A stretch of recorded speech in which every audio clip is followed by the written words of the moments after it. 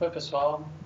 Vamos tratar agora um pouquinho sobre as relações desarmônicas. A gente acabou de ver relações harmônicas, que são aquelas relações ecológicas entre organismos da mesma espécie ou de espécies diferentes, onde os dois se beneficiam ou um se beneficia e para o outro é indiferente, mas a gente não tem nenhum prejuízo para nenhum dos dois organismos que estão nessa relação.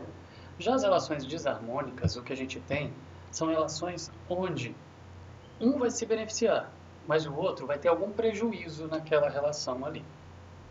Bem diferente das relações harmônicas. Alguém está levando alguma desvantagem nessa história. E as relações desarmônicas elas podem ser intraespecíficas e interespecíficas, do mesmo jeito que as harmônicas, ou seja, entre indivíduos da mesma espécie ou entre indivíduos de espécies diferentes. Pensando nas relações intraespecíficas, ou seja, você tendo a competição entre indivíduos da mesma espécie, o principal que a gente vai ter ali, exemplo principal, seria o canibalismo, onde você vai ter um indivíduo devorando o outro da mesma espécie. Isso daí pode acontecer por diversos motivos. Você vai ter uma competição por espaço, né? Eles estão ocupando ao mesmo tempo o mesmo espaço e vão ter uma competição por espaço, como acontece em ratos, principalmente, ou então competição por alimento, competição por questões relacionadas ao acasalamento. Então você vai ter competições intraespecíficas entre organismos iguais ali, ou homotípicas, né? Organismos iguais que são da mesma espécie. Você tem o exemplo aqui de ratos que vão se proliferando e começam a devorar uns aos outros aí em função de falta de espaço. Isso acontece. Agora, quando você tem uma competição interespecíficas ou heterotípicas, ou seja, de tipos diferentes, de formas diferentes, de organismos diferentes, nós estamos falando de espécies diferentes.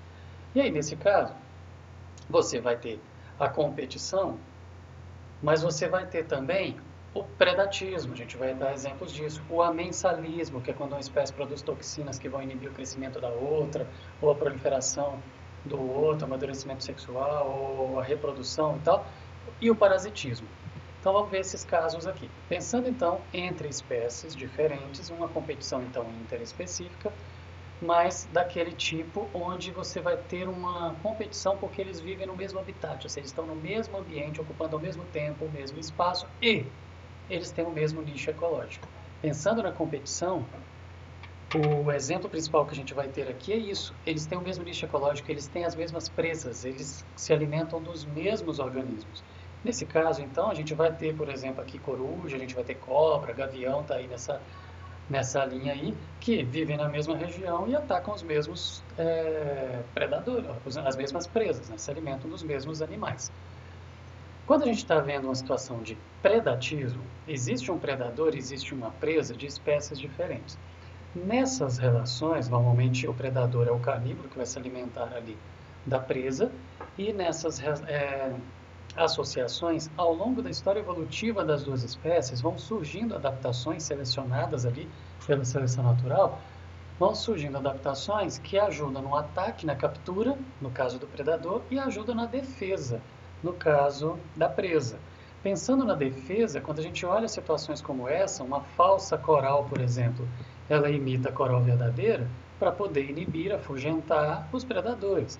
Uma cobra, por exemplo, que ela com o seu padrão de pigmentação, ela vai inibir um predador porque ela está simulando ali, mimetizando o que a gente fala, ela está imitando um outro animal maior, um animal que é da mesma espécie do predador, um animal que pode ser competidor do predador, alguma imitação que vai inibir o ataque do predador.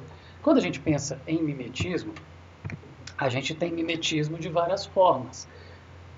O mimetismo pode ser uma imitação do ambiente. Quando você pega, por exemplo, um ser que ele está imitando o ambiente onde ele está imitando o entorno dele e ele vai passar desapercebido. Então, o mimetismo, quando ele vai imitar o ambiente, ele está escondendo a presa do seu predador para não ser simplesmente detectado, captado ali e não capturado. Mas você tem o mimetismo que ele também vai fazer aquilo como a gente viu no caso da cobra ali no slide anterior. Ele vai imitar um outro animal maior e vai inibir de ser predado. Aqui, por exemplo, se você tem uma imitação de uma coruja, que são na verdade duas borboletas ali, mariposas, né? Agora tem um exemplo bem característico e interessante de mimetismo, que é o do camaleão. É um réptil e ele tem cromatóforos, que são ali estruturas nas suas células que elas conseguem mudar de cor dependendo do ambiente onde ele está. E aí ele fazendo essa mudança de cor, mesmo ele tem um plus aí no seu mimetismo, porque ele não tem que viver num ambiente único e homogêneo para estar escondido. Ele mudou de ambiente, ele consegue modificar a sua coloração em função daquele ambiente que ele está ali. O nome desse processo, desse fenômeno, chama homocromia. Eu falei lá atrás sobre as várias formas que a gente tinha nessas relações interespecíficas ou heterotípicas ali de competição ou de predação ou de interação, relação desarmônica. E um dos exemplos que eu citei foi o amensalismo. O que é o amensalismo? Uma espécie produz algumas toxinas, algumas substâncias que vão de alguma maneira prejudicar a outra. Nesse caso, a gente tem o exemplo da maré vermelha, né, da Goniolax lá. Ela vai produzir toxinas que vai gerar aquela mancha vermelha na água e animais que passam por ali, eles vão morrer ou então eles vão ter o seu desenvolvimento inibido. Ou vai ser prejudicial para o animal ou para a população, impedindo o crescimento da população aí mesmo. A gente vai ter o mesmo tipo de relação com o fungo, por exemplo, que vai produzir antibiótico, vai impedir o crescimento de bactéria.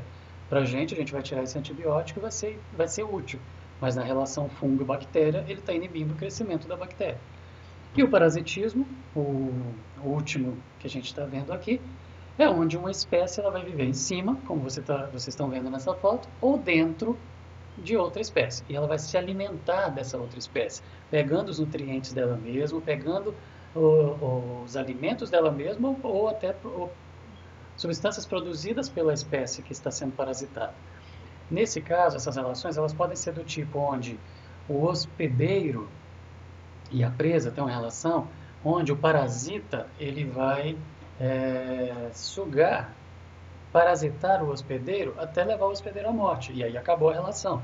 Mas você tem algumas relações de parasitismo onde o parasita ele vai sugar do hospedeiro o suficiente para poder se manter, mas não matá-lo para poder manter essa relação por mais tempo, ok? Então, vimos relações harmônicas, vimos as desarmônicas e agora a gente parte para o próximo assunto. Até já, pessoal. Um abraço.